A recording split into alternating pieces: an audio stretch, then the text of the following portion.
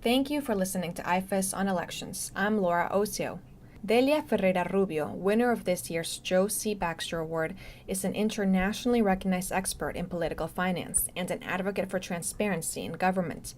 A native of Argentina, she talks to us about democracy in Latin America, how it has evolved, how it is affected by organized crime, and what can be done to ensure it prospers in the region. Delia, to begin with, congratulations for winning this year's Baxter Award. You said during your acceptance speech that this award gives you added energy to continue doing what you've been doing all these years. Can you please tell us a little bit about your career in elections and democracy? Well, I was asked a question like that 2 days ago. When did you start it with election? I was given a lecture in Costa Rica, and I told this guy, I started organizing an election in my classroom during one of the military regimes in Argentina. And I realize now it was a risky assignment, but I organized the political election in order to explain the consequences and effects of the different electoral systems. It was very funny. It was my first election in a way.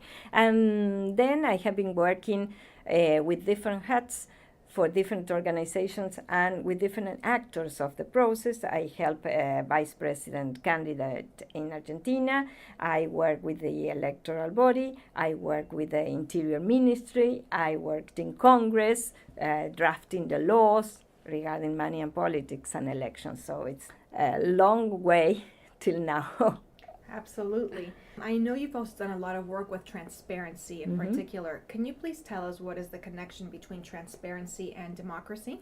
Yeah, of course, they are very much related because transparency is the foundation of a good governance, of democracy, of actual representation. For instance, in money and politics, you have to know who is behind the candidates. And when you have that information, you can assess the credibility of the candidate, the coherence of some speeches and slogans, and also you can detect conflicts of interest that may arise in the future when this elected official takes decisions. So in this way, transparency helps the quality of our democracy, helps us to know if the representatives are representatives of the people or of other interests, help us to control or to hold accountable electoral officials and public officials elected.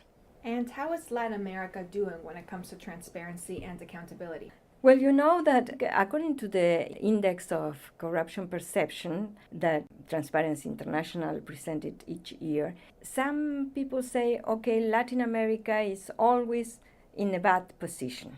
But that's not true. It's not that Latin America has a mantra and it's always in the bad position regarding corruption. Some countries are doing very well. For instance, Chile or Uruguay. Chile is even better than United States in the index this year. And Uruguay is also in the 7 point, where 10 is very transparent and 0 is absolutely corrupt or perceived as corrupt. And of course, there are other countries, like my own country, Argentina, with 3, or Venezuela, Ecuador, Nicaragua, that are having very low positions in the ranking. So it's not a problem of Latin America. It's a problem of each country and the way they develop accountability and they create and work very hard for transparency, access of information, and in general public procurement controls and all that. When it comes to Mexico and Central America, they have been engulfed by organized crime. How has this affected democracy in those countries? It's very important to face this huge challenge. I think it's the challenge in Latin America, particularly in Central America, but not only in Central America. The problem is that when you have the money coming from the organized crime into politics, into campaigns, they are acquiring influence, and then they are hitchhiking officials in order not to be efficient. The reward organized crime is waiting for is not to get a contract or a nomination as minister or some subsidies. They want the state to be stupid. They want the state not to do anything, not to be efficient.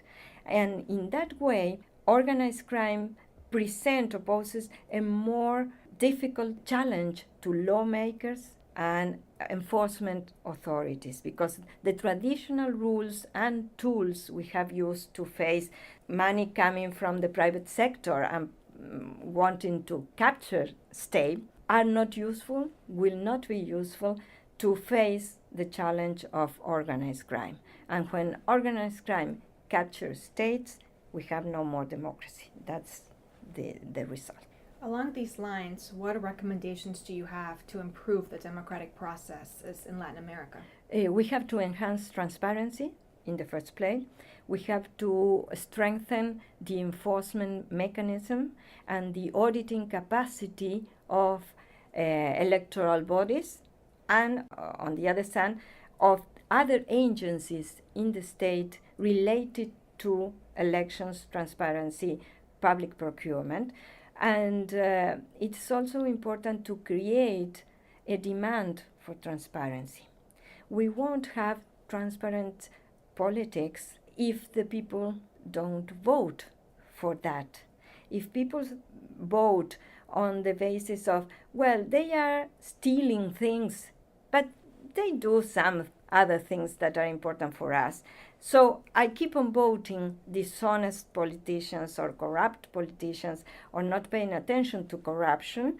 We won't get good governance. We won't get real democratic government. We won't be represented fully by our so-called representatives. So you have to create also a demand for transparency. Taking a more historical perspective, what can you tell us about the evolution of democracy in Latin America? Well, I recently heard that the last decade was a lost decade for democracy in Latin America, and I really don't believe that's so, because the problem with democracy in Latin America was that the expectations were higher than what was really possible for democracy. It seemed in the 80s that democracy would resolve all the problems people have, and that's not possible. Democracy is just a way to organize us and to guarantee certain values for our way of living, but we cannot solve all the problems just having an elected government. Nevertheless, I think our democracy has lots of aims that has to be fulfilled. We have to improve lots of things, but coming from military regimes where what was at stake was our lives, really our lives, having 30 years of democratic elected authorities, it's very important. In some countries, what has not improved in the same way is the quality of political leadership. Nevertheless, societies as such has really matured, and if you look at the Latino Barometer, for instance, the question, would you prefer an authoritarian government or you prefer democratic government with all the faulty aspects of democracy, people still believe that democracy is the way to live. So that's important, and it's important too to keep on working for better elections, fairer elections, and also to improve the governance size, the transparency aspects of the way in which governments conduct public affairs in our countries. Thank you very much. Thank you. For more IFES on elections, please visit ifes.org.